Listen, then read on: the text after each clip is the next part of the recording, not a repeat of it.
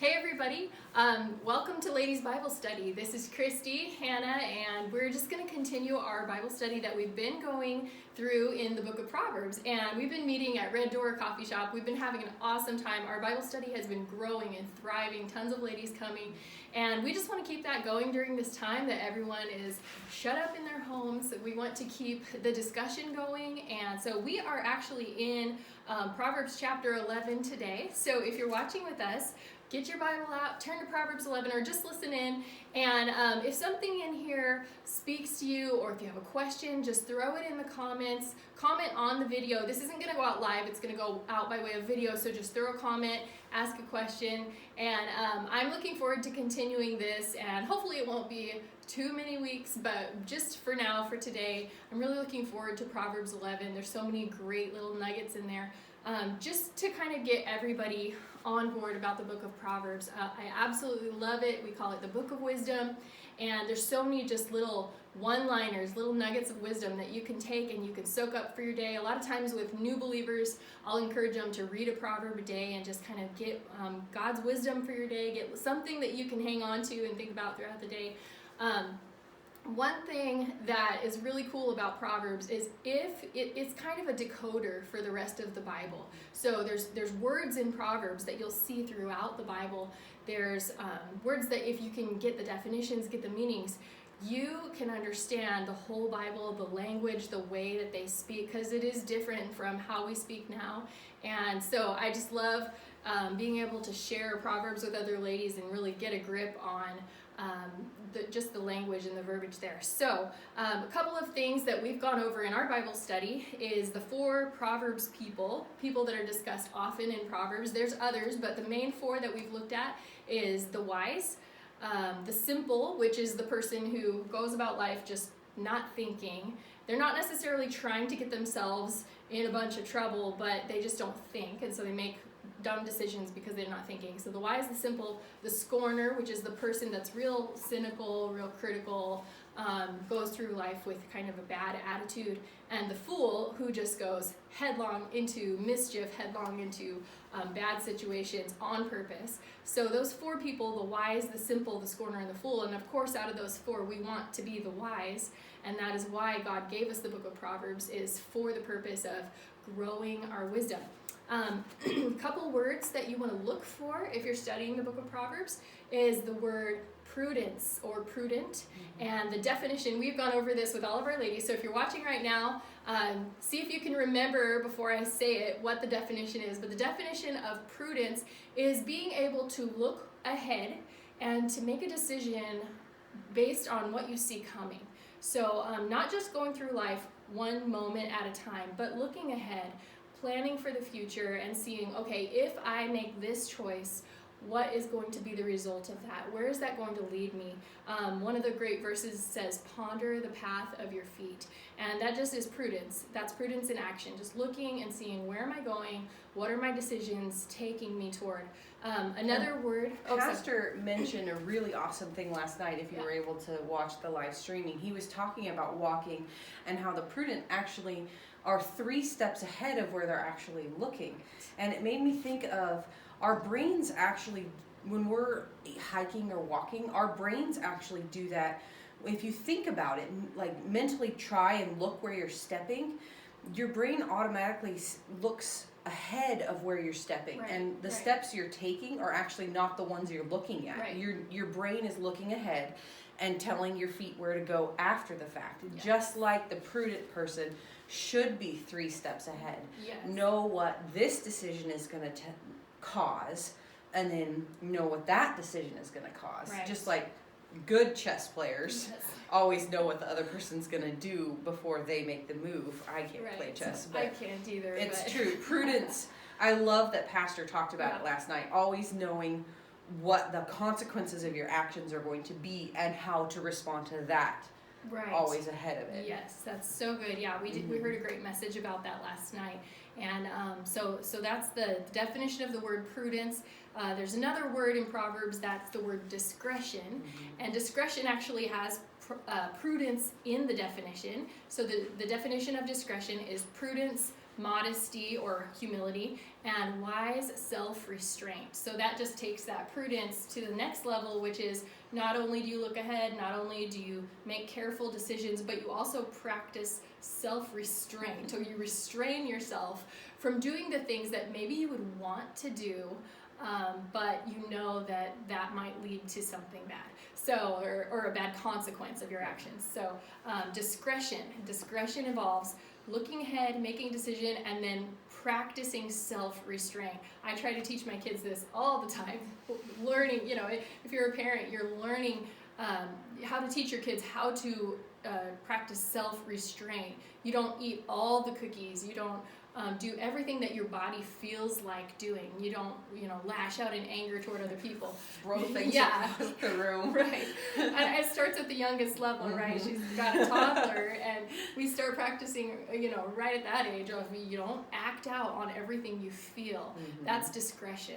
So we've got prudence, discretion, and then last week we added a word to our discussion, and that was the word integrity.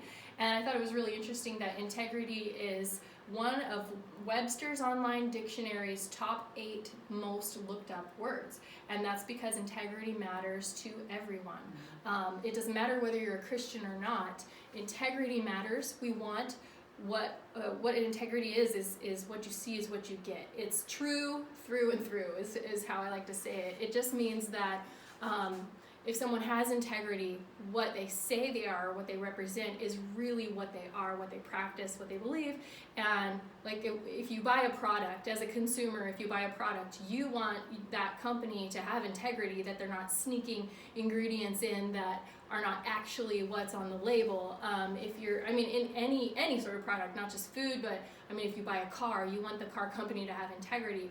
If you're an employer, you want your employees to have integrity, to actually work the hours that they said that they worked, or to just be honest in their dealings. So integrity is it's honesty in every part of our life, and we're all working towards integrity. I think in our humanity, there's always areas where we fall short. We say we believe this or we represent this, but there's times when we fail that integrity, but we should always be striving for that. So we added that, and we're going to see that again today in Proverbs 11. So if you're there, let's jump into it. Did I miss anything in the intro? I don't think so. No, as far as the words. So we got our keywords, and then let's just jump in. We're going to jump in on verse 10, and I'm going to read just verses 10 through 13, and this kind of goes together. So we're going to read 10 through 13. It says this: "When it goeth well with the righteous, the city rejoiceth. And when the wicked perish, there is shouting. By the blessing of the upright, the city is exalted, but it is overthrown by the mouth of the wicked. He that is void of wisdom despiseth his neighbor, but a man of understanding holdeth his peace. A talebearer revealeth secrets, but he that is of a faithful spirit concealeth the matter." So, in verses 10 through 13, you're going to see a couple of things. First off, in 10 and 11, it's talking about city relationships. And it's talking about how a city can experience happiness and peace if the leadership, people are using their influence in righteous or morally excellent ways. So it's just a good reminder that everybody around us, whether it be the people that have authority over us or the people that we are influencing, because everybody's got that, right? You've got people that are influencing you, but then you've also got people that you are influencing. When we listen to God's word and when we make those morally excellent choices, it really does have an effect on the peace and the happiness around us. And you think when people just make selfish decisions, or when they're just concerned about themselves and just going through life not really caring about those morally right decisions, it does disturb the peace. Right. Because no one's happy when one person who's maybe in leadership is just living for themselves. And so 10 and 11 highlight that a city is exalted, it's raised up, it's happy, it's peaceful when the leadership is choosing righteous and upright choices. Yeah. Sorry, go can I ahead. go No, on? yeah. I also like to point out that our idea of a city now is different than what would have been in the Bible. Right. When we think of city leadership, we think of the mayor and the city council, and even bigger, the city officials, the elected officials, Yeah. Governor Inslee, that kind of thing. And in this context, it's true. When our leaders are doing the right things, the majority of people are uplifted. The city is recognized as one that's moral. Right. But in this context, city might even just be your family unit. Right. Yeah. Or, I mean, even in the desert, the Israelites were millions of people, and yet they didn't even see more than the people they camped next to. Yeah. And so we as women can take this context to be our people, our group of people, Mm-hmm. not just our city of Moses Lake, but our household, Yeah. our group of friends. There's always an elected leader of our Yeah. group of friends. Right. And if that's you, I find myself kind of being the leader of a group. Right. I need to take it upon myself to make sure that I am lifting my city up and Yes. not causing uprising within Yes. my group of people. So that doesn't just have to be us looking at big up leaders that Right. we don't have any access Yes, I love that. I love that you pointed that out, and I like that you mentioned even like within our families, because I know being shut in with your family right now, to. Yes. our city is our family, Mhm. and it's funny, Christy and I, she's a extrovert, I'm an introvert, but it doesn't matter where you fall in that, because I don't think anybody likes the idea of being shut Not up in being their able- house. Yeah. And it makes me irritable. I'll be honest with, it does. Mhm. And I was just thinking yesterday, I was starting, I've been homeschooling my kids for a few days, and I was just feeling cranky, and I noticed myself starting to get really edgy with my kids, Mhm. and I just thought, and that's a good reminder that when I am asking God to help me not be selfish, but to make those righteous, upright decisions as a mom, it's, me getting edgy and getting snappy with my kids, that's not going to help the peace Right. of Well, the and city. they read it and they Right. snap Oh, yeah. back at you. Yeah, for Yesterday, sure. you snap at your kids, and Ezekiel told me, "Man, you sure are being cranky right now." I said, "Excuse me," but it was a good reminder Yeah. that you, as a leader, set Yeah. the pace Right. for the atmosphere that your kids Right. take on. Yeah, that's hilarious. Yeah. I think probably a lot of moms are experiencing this right now. I said something to Dennis yesterday, and he was doing something, and I said, I think, now it sounds silly saying it to you, but I said, I think it would just be common sense for you to do this, not this. And he looked at me and he goes, well, Mom, you do, he said, you do have a few more years on me. Common sense to you. You've done that a few more times than me. And then the phrase he used, he's a comedian, and so he said, you're a little more stricken in years than I am. Stricken. So it's a good reminder, just we have an influence, and it does make a difference, how our actions. Mhm. Okay, let's look at, let's see, verse 12. I wanted to highlight verse 12. It says, he that is void of wisdom despiseth his neighbor. So empty, that word void means completely drained, empty of wisdom. If you're empty of wisdom, you despise your neighbor, so that gives the flip side, but a man of understanding holdeth his peace. So holding your peace is not saying what the first instinct, what you're wanting to say. Mhm. And then you have to look back at verse 9, even though 9 isn't in today's discussion, it's in the chapter, so I feel like it's important. It says, a hypocrite with his mouth destroyeth his neighbor. So kind of the same thing. It's saying there will be people that just bug you. There's going to be people that do things that bother you, but wisdom holds our peace, or holds our tongue, and doesn't despise or destroy people with our mouth. We don't tear people down.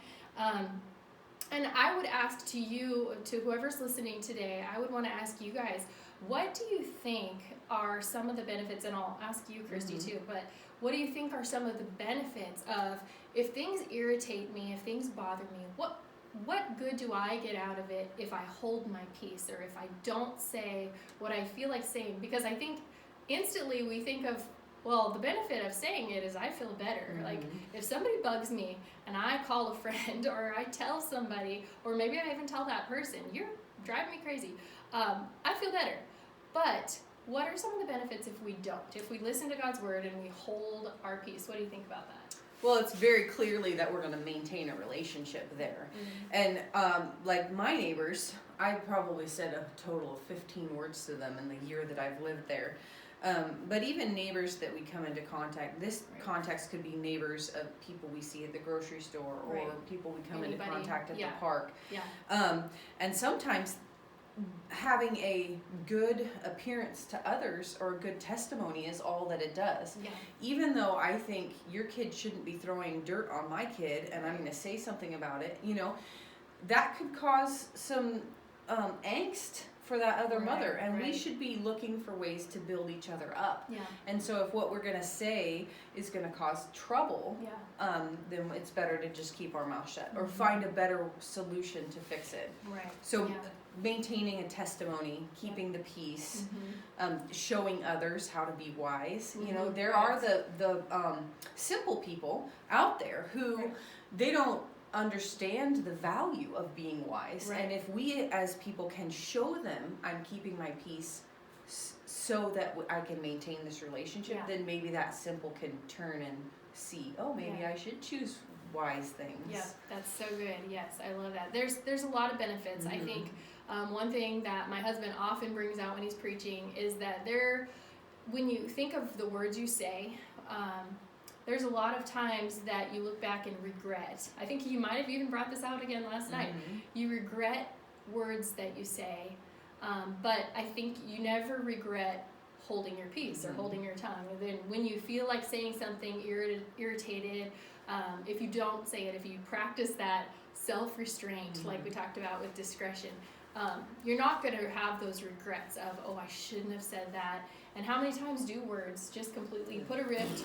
You can set it up to where I can never be friends with that person because of something I said. And as women of God, as followers of Jesus, we don't want to go around being that person that just drives wedges in between us because or puts people off even before you get a chance to even really talk to them. Right. Yeah.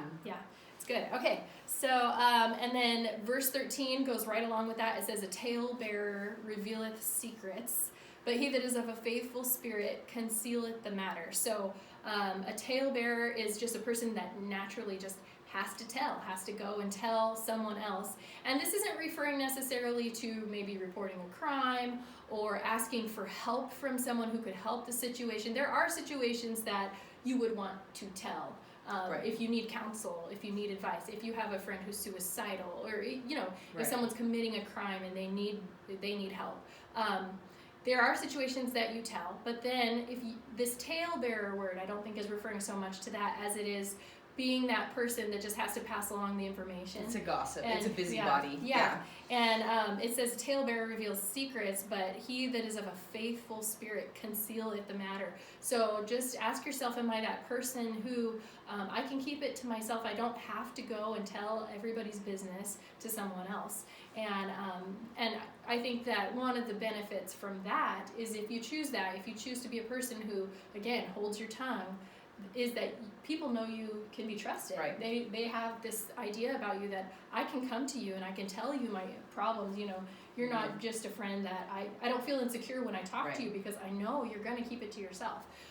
And so that's a benefit. Okay. And those talebearers, I keep tagging on your lines. It's good. Those talebearers, I feel like sometimes they think they're important because they're the well of knowledge. They know everything about everyone. Yes. And so in their hearts, they feel like they're doing their community a service by keeping everyone informed. Right. And they don't realize that everybody around them knows them as the person who cannot keep their mouth shut. Right. And it's detrimental to relationships, and people know that about a person. They recognized right away as someone who's going to blab all of your dirty laundry out to the world. Right. And I love that it says a faithful spirit, because along with not revealing your secrets.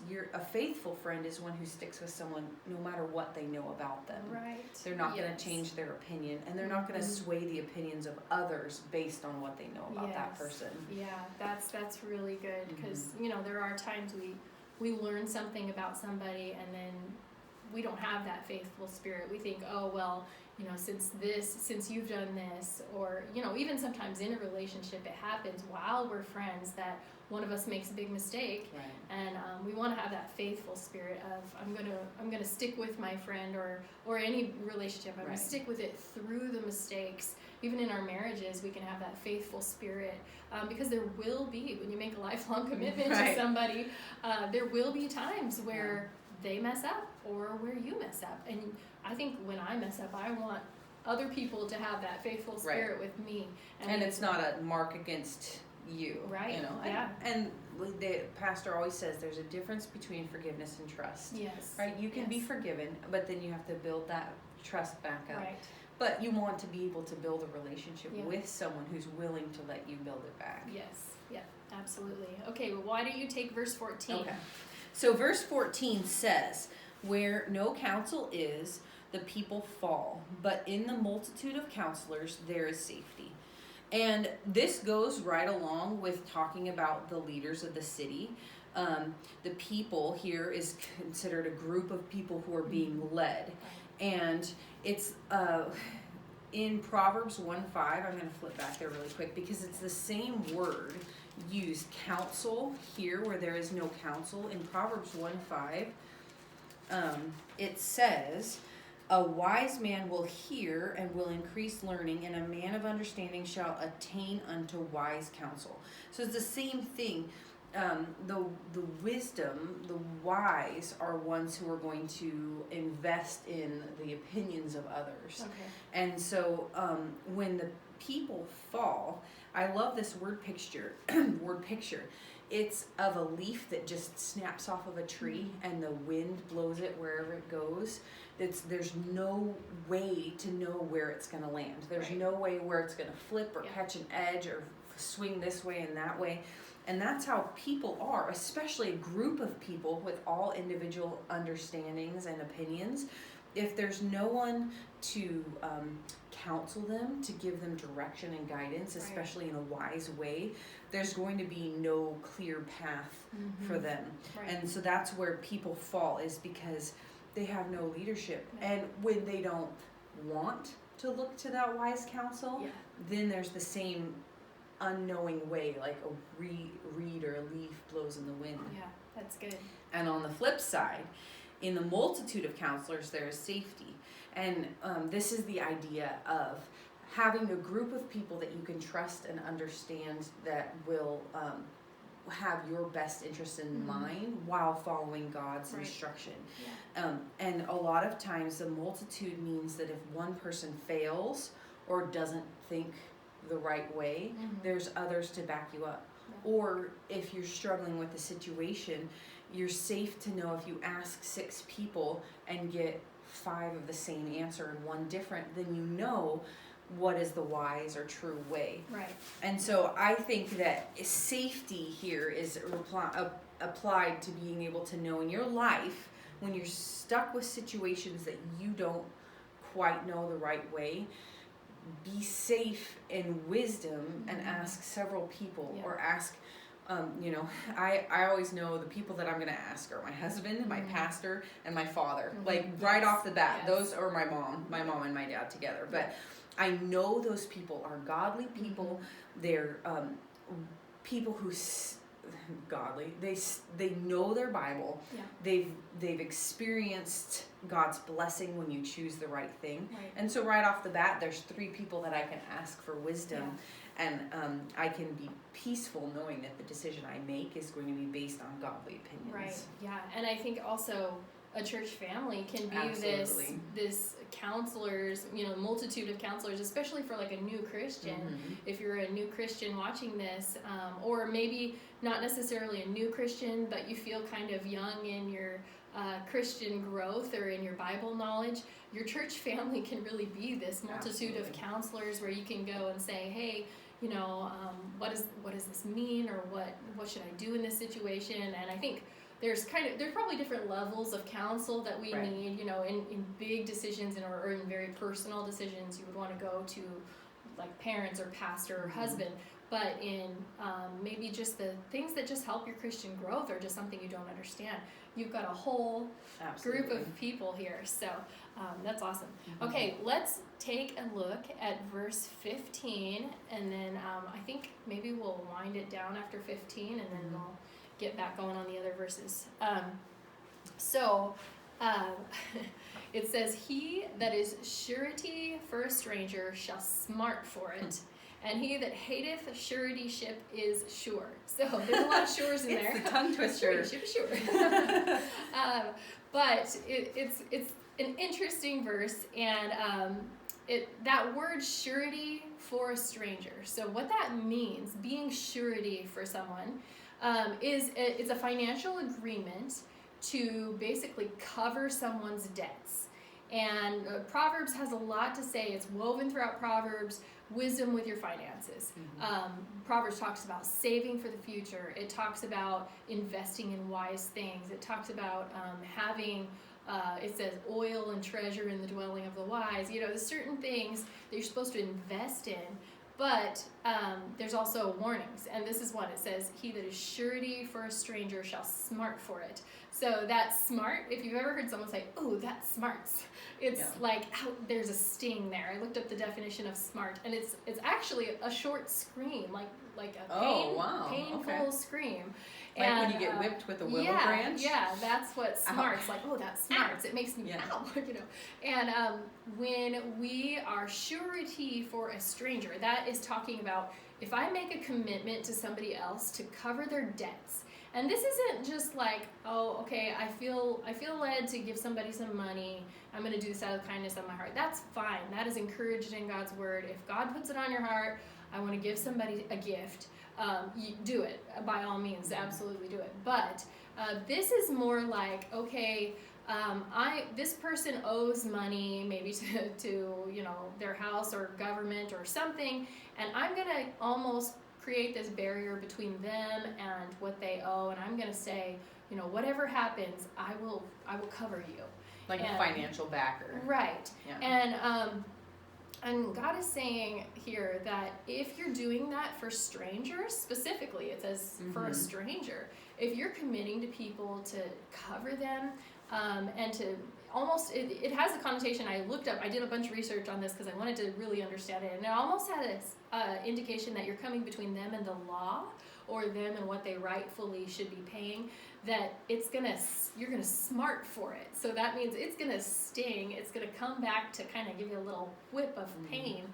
So you don't want to be that person that's, you just want to be wise in your financial dealings, and you don't want to be that person that's saying, no matter what happens, I'm going to cover you, Christy. If you can't pay your house payment, I'll cover you. If you can't do this, I got it. You want to be wise in your dealings, and especially with strangers, with people that you don't know their character, you don't know how they're going to take care of that. And then it says on the opposite, it also says, "He that hateth suretyship is sure."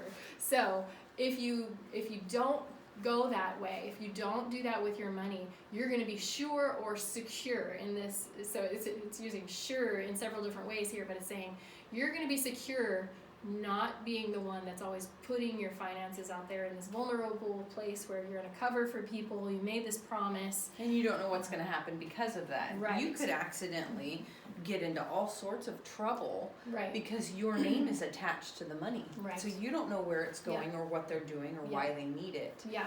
And you're taking this, who knows how large, but you're taking it on yourself, and then it becomes your debt, really. Right. So, all right. So those are just a few verses, great encouragement from Proverbs. I hope that you guys enjoyed this today, and we're going to continue in this study, and we'll be releasing it next week, and we're going to do the rest of the chapter. I think the first part took a little longer than what we imagined, but it's so good. There's so many good things in the book of Proverbs. So if you have a question about what we talked about today, send us a message or leave a comment.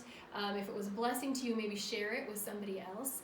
And there's just so much. just so rich. I think I don't know how long it'll take us to get through the whole book. We're not even halfway yet. No, we got a long way to go.